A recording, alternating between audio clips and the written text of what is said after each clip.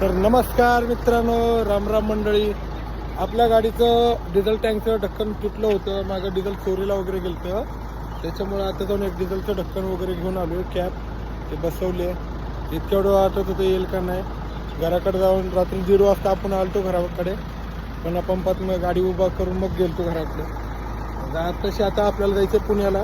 तर आलो एक इथं गाडी पशी आलेलो आहे. गाडी चालू केली, जरा साफसफाई वगैरे करून घेऊयात. तुम्हाला दाखवतो कॅप कसला आणलाय ते.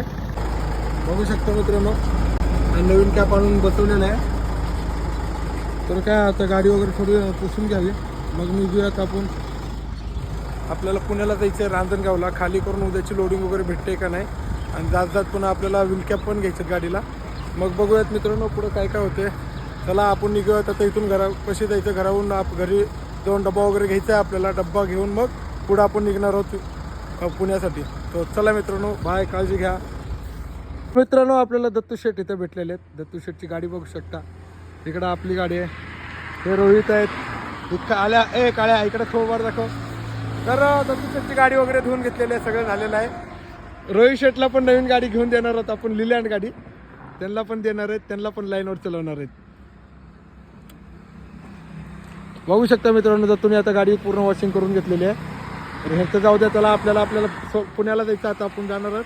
चला मित्रांनो. तर मित्रांनो फायनली आपण गाडीवर पाणी वगैरे मारून घेतलेलं आहे. आता आपल्याला इथून निघायचं आहे. आपण निघणार आहोत पुण्याला. एक 10 मिनिटामध्ये आपण लगेच इथून निघणार आहोत. जरा अगरबत्ती वगैरे लावून घेऊयात, मग आरामात इकडे आपण पुण्याला निघूयात. चला मित्रांनो, भेटू पुढच्या व्हिडिओमध्ये.